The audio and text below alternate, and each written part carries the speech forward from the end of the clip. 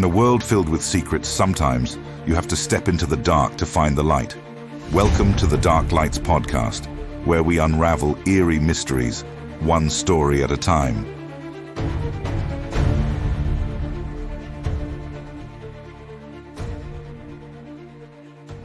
All right, buckle up for a deep dive, folks.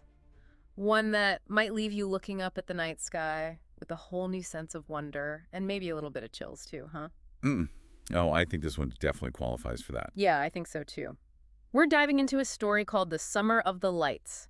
It's a first-hand account, an experience of some unexplained phenomena back in 1994. Really interesting because these are personal recollections, not scientific reports or data or news articles or anything like that, just memories. Right, etched into the minds of three friends, and that's what makes it so intriguing, don't you think? Oh, absolutely. There's a raw emotional quality to these personal accounts that you just don't get from more objective sources. It really is. It's like you said, they're etched into their minds, but then we get invited into their memory. We get to experience the mystery through their eyes. Exactly. So let's set the scene. Small town, the kind of place where summer nights are filled with stars and not much else. Think lazy days, fireflies in jars, that quintessential small town vibe. And it's in this quiet, almost timeless setting that we meet Laura, Tommy, and Sarah. Teenagers on the verge of adulthood. Yeah. Dreaming of bigger things, right? Yeah. Like kids in a small town do. Yeah, dreaming of a life beyond their small town lives. Exactly. So picture this, one of those long summer nights, they're hanging out on Tommy's garage roof, gazing up at the stars. And that's when Laura and Tommy spot something extraordinary. Yeah, and this is a town with very minimal light pollution, so the night sky truly is their canvas. And it is against that backdrop that a bright light appears, moving erratically across the sky. Right, not a plane, not a satellite, something different. Laura describes it as like a distant torch cutting through the darkness. They're mesmerized as this light dances across their canvas of stars. And then just when they think it can't get any stranger, the light splits in two. Wow. Two lights hovering in the distance, moving in perfect synchronization. Laura later describes feeling this shift at that moment, like they were being watched. Observed. Yes, observed by something just beyond those lights. Chilling. Oh, yeah. Now we know what you're thinking out there. Could this have been a satellite? Something reflecting light? Maybe. We'll definitely delve into some possible explanations later in the deep dive. But for now, let's stay in this moment with Laura and Tommy. Yeah, because that feeling of being observed, it really stayed with Laura. She even tried to tell her mother about it. Uh-huh. And of course, her experience was dismissed, oh, it's just your overactive imagination. But Laura knew what she saw. She felt it. And this is where the seed of the mystery is planted.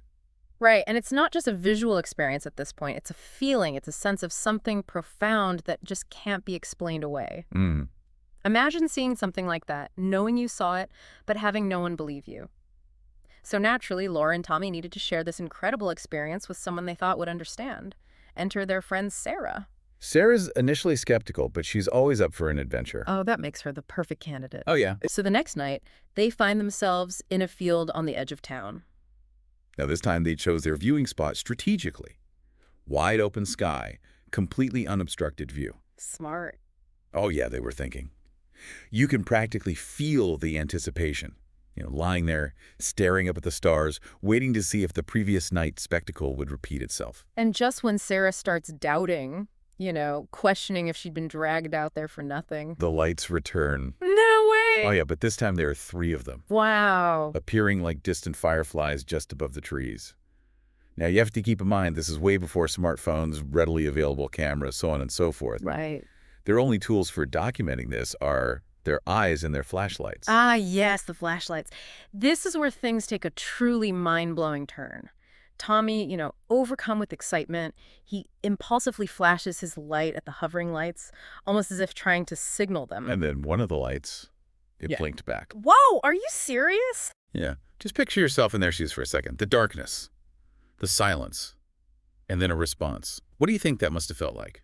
A simple blink, but it changed everything. It really does, because that seemingly simple act of a blinking light suggests so much. Intelligence, intentionality, right? It transformed their experience from passive observation to active interaction. It's like stepping into the unknown and getting a reply. They started experimenting with their flashlights, creating patterns, blinking in sequence, and each time, the lights responded, mirroring their actions, like they were having a conversation, a silent dialogue with something we might not ever fully comprehend. So we leave you with that image for now. 3 kids, a field, a silent conversation with lights in the sky.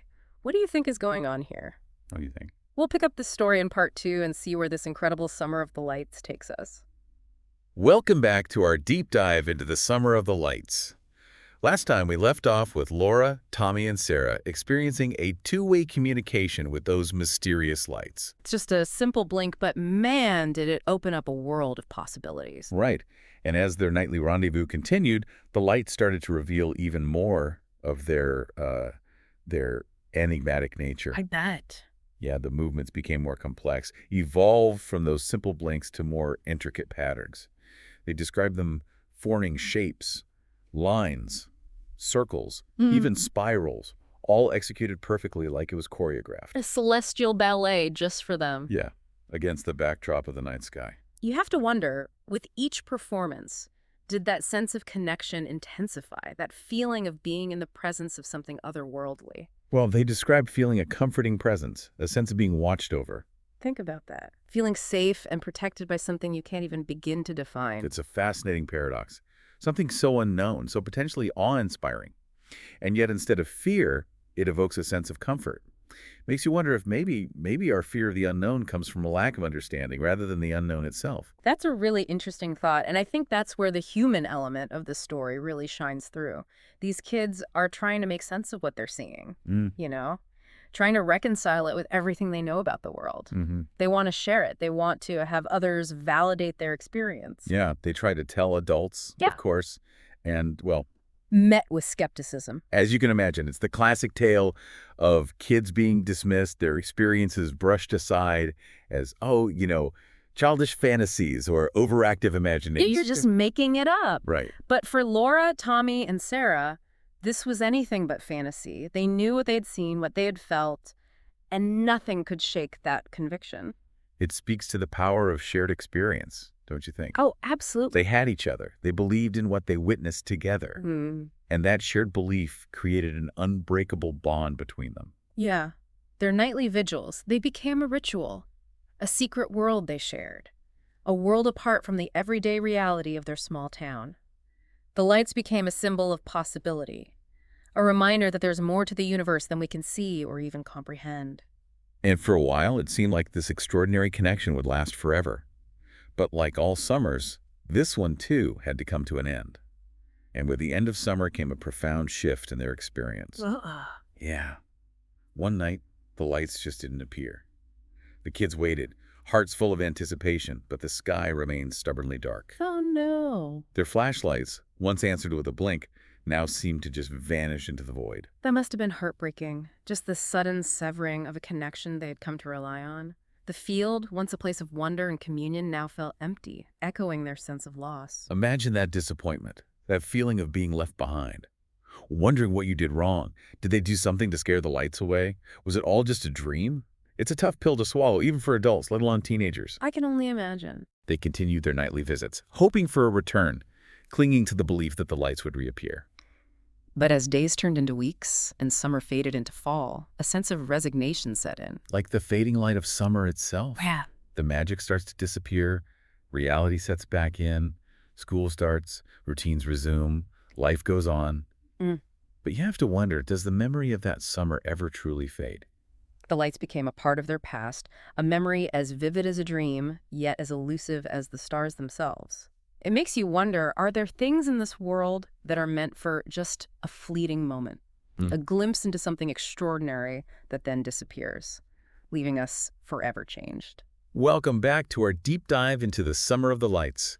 We left off with the end of summer, the lights gone. Our 3 friends left with, well, just memories and questions. It's like a first love, isn't it? Intense, life-changing, and then poof, it's over. A perfect analogy, I'd say. And much like a first love, that memory, the impact, it stays with you, shapes you in ways you might not even realize. Exactly. So the years passed. Laura, Tommy and Sarah, they went their separate ways, pursued their lives, their careers. But that shared summer, that summer of the lights, it remained a constant, in their minds. Mm-hmm. A silent bond, forged under that mysterious night sky. It makes you wonder, did they ever look up at the stars after that summer and not think about those lights? Did every shooting star, every flickering airplane just bring back a flood of memories and questions? It wouldn't be surprising, would it? And what's even more striking is that years later, when they finally reunite, it's the first thing they talk about. Decades later, and this experience is still so powerful, so present in their minds. Like that summer exists outside of time for them. Yeah, frozen in their memories. So they reunite. Are they still searching for answers all these years later? What are their adult perspectives on what they saw that summer? Well, Sarah, ever the pragmatist, poses the question that's likely been haunting them all these years. Do you think it was real? The million-dollar question. Was it real? Was it a shared hallucination? A trick of the light? Or something else entirely? It really makes you examine your own beliefs, doesn't it? Yeah. What would it take for you to believe something so extraordinary? For sure. It's a question each of them grapples with in their own way. Tommy reflects on his life's journey and admits he's never seen anything like it since. He describes it as if that summer was a window into another reality, a glimpse of something truly extraordinary that's remained hidden ever since. Almost like they got a peek behind the curtain of our everyday world, and then it was closed again. Right. A single summer that changed their perception of reality forever. And what about Laura? What does she think about it all these years later? Well, Laura, the one who felt that initial connection with the lights, offers a beautiful perspective. She says, maybe it was just for us. Maybe it was just for us. Wow, what a profound statement. It suggests that maybe some experiences are meant to be personal, shared only by those who were present. A secret held close to the heart. A gift from the universe that only they were meant to receive. And it acknowledges that we might never have definitive answers. Some mysteries are best left unsolved. Right.